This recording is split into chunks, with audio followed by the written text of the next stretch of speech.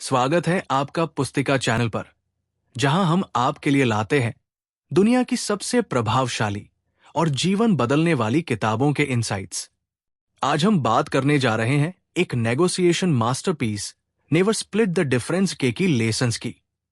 ये किताब आपको सिखाती है कि कैसे हर तरह की नेगोशिएशन को एक कला की तरह मास्टर किया जा सकता है।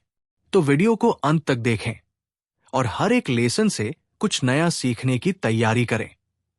अगर आपको ये किताब पसंद आए तो नीचे दिए गए लिंक से इसे जरूर खरीदें।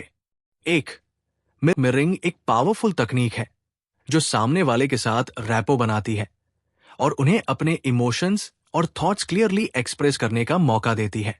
मिररिंग का मतलब है सामने वाले के लास्ट 2 से 3 शब्दों को रिपीट करना, जो एक सबकॉन्शियस कनेक्शन बनाता है। इस तकनीक का उपयोग करके आप सामने वाले को यह महसूस करवा सकते हैं कि आप एक्टिवली सुन रहे हैं और उनकी बात समझने में दिलचस्पी ले रहे हैं। मिररिंग उन्हें और बोलने के लिए प्रोत्साहित करती है, जो नेगोशिएशन के लिए काफी मददगार होता है। उदाहरण, मुझे लगता है कि यह डेडलाइन रियलिस्टिक नहीं है। बी, रियलिस्टिक नहीं है। इस तरह को अपने पॉइंट को डिटेल में एक्सप्रेस करने का मौका मिलता है और बी को अ की चिंताओं को अच्छे से समझने का चांस मिलता है। 2, लेबलिंग इमोशंस। लेबलिंग एक एम्पैथेटिक अप्रोच है जो सामने वाले के इमोशंस को वर्बली आइडेंटिफाई और एक्नॉलेज करने पर फोकस करती है। यह तकनीक सामने वाले को समझा हुआ और वैल्यूड महसूस करवाती है। उदाहरण के लिए, अगर सामने वाला अपसेट लग रहा है तो आप कह सकते हैं, मुझे लगता है आपको लग रहा है कि आपकी बात नहीं समझी जा रही है। जब आप उनके इमोशंस को लेबल करते हैं तो वे अपने डाउट्स और फ्रस्ट्रेशन को बेहतर तरीके से व्यक्त करते हैं। ये तनाव कम करने और भरोसा बनाने में मदद करता है। 3, नो का पावर। लोग यस सुनने को सफलता मानते हैं, पर नो एक पावरफुल नेगोशिएशन टूल हो सकता है। जब सामने वाला नो बोलता है तो वो अपनी सीमाएं स्पष्ट करता है और डिसीजन मेकिंग में खुद को नियंत्रित महसूस करता है। नो बोलने से सामने वाला अधिक ईमानदार और खुला हो जाता है, क्योंकि अब उसे अपनी स्थिति को डिफेंड करने की आवश्यकता नहीं होती।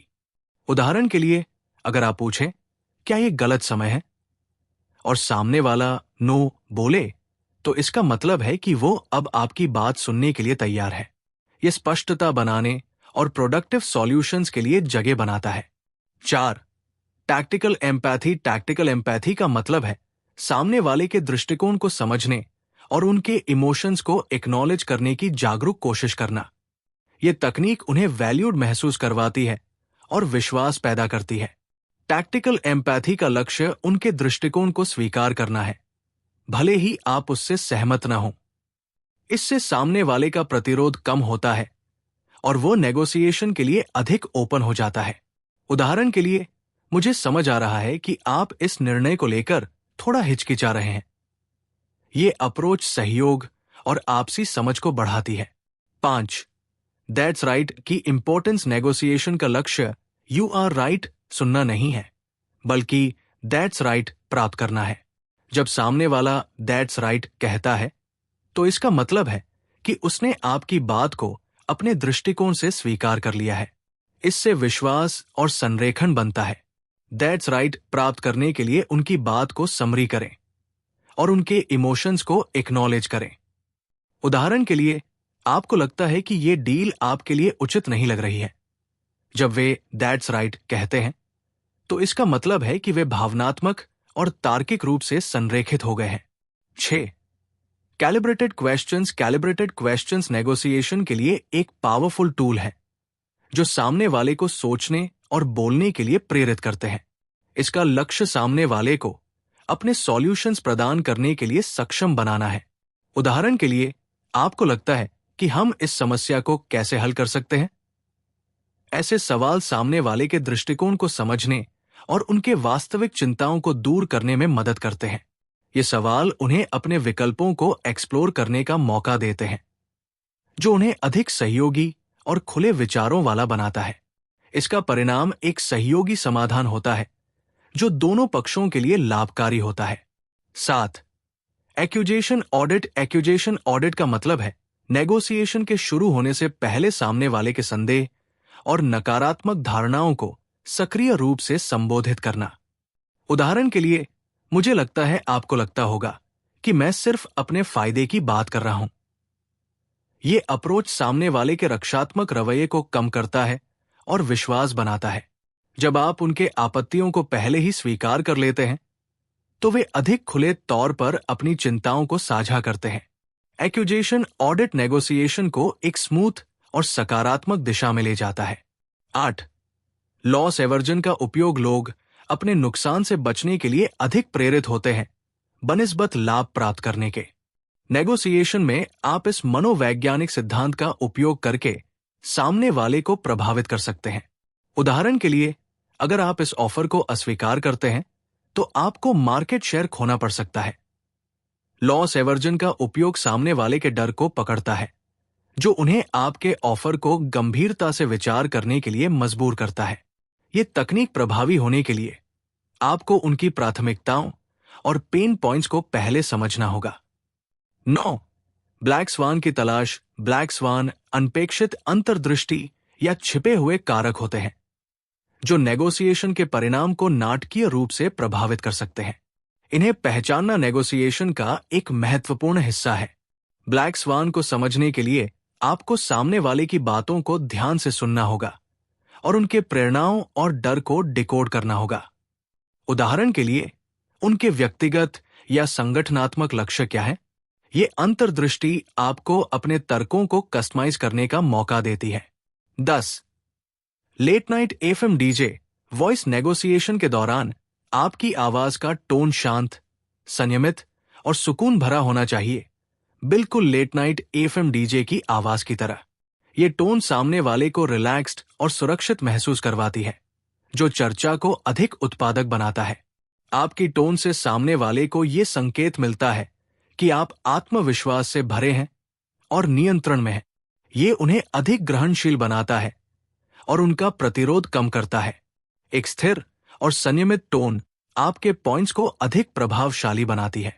उदाहरण के लिए, जब सामने वाला गुस्से या तनाव में हो, तब एक शांत टोन स्थिति को संभालने में मदद करती है। 11. फेयरनेस की अहमियत। फेयरनेस का कॉन्सेप्ट लोगों के लिए बहुत महत्वपूर्ण होता है और नेगोशिएशन में इसे सही तरीके से इस्तेमाल करना आपके पक्ष में काम कर सकता है। अगर सामने वाले को लगे कि आप उन्हें अनफेयर तरीके से ट्रीट कर रहे हैं, तो उनकी प्रतिरोधक क्षमता बढ़ सकती है। बातचीत की शुरुआत में ही फेयरनेस का जिक्र करें, जैसे हमें एक ऐसा समाधान खोजना चाहिए जो दोनों पक्षों के लिए फेयर हो। इससे सामने वाले को यह एहसास होता है कि आप उनकी जरूरतों को समझ रहे हैं।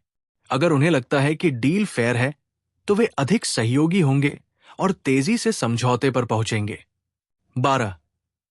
साइलेंस का पावर। नेगोशिएशन में साइलेंस एक कम आंका जाने वाला लेकिन बेहद प्रभावी टूल है।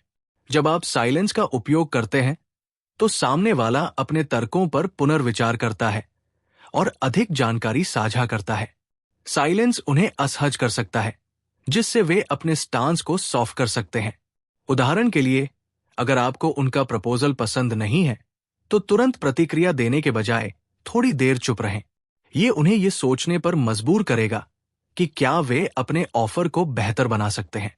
साइलेंस का सही समय पर उपयोग करने से आप बातचीत में एक मजबूत स्थिति बनाए रख सकते हैं। नेगोशिएशन के दौरान आपकी आवाज का टोन शांत, संयमित और सुकून भरा होना चाहिए, बिल्कुल लेट नाइट एफएम डीजे की आवाज की तरह। यह टोन सामने वाले को रिलैक्स्ड और सुरक्षित महसूस करवाती है, जो चर्चा को अधिक उत्पादक बनाता है। आपकी टोन से सामने वाले को यह संकेत मिलता है कि आप आत्मविश्वास से भरे हैं और नियंत्रण में हैं। यह उन्हें अधिक ग्रहणशील बनाता है और उनका प्रतिरोध कम करता है। एक स्थिर और संयमित टोन आपके पॉइंट्स को अधिक प्रभावशाली बनाती है। दोस्तों, ये थे नेवर स्प्लिट द डिफरेंस के लेसन्स, जो आपके नेगोशिएशन स्किल्स को अगले स्तर पर ले जा सकते हैं। अगर आपको यह वीडियो पसंद आई हो, तो लाइक, शेयर और सब्सक्राइब करना न भूलें। और अगर आप इस किताब को खुद पढ़ना चाहते हैं और इसके प्रैक्टिकल इंसाइट्स को गहराई से समझना चाहते हैं, तो नीचे दिए गए लिंक से इस किताब को खरीदना न भूलें। आपके सपोर्ट से ही पुस्तिका और आपका ज्ञान दोनों ग्रो करते हैं। मिलते हैं अगले वीडियो में एक और दिलचस्प किताब के साथ। धन्यवाद।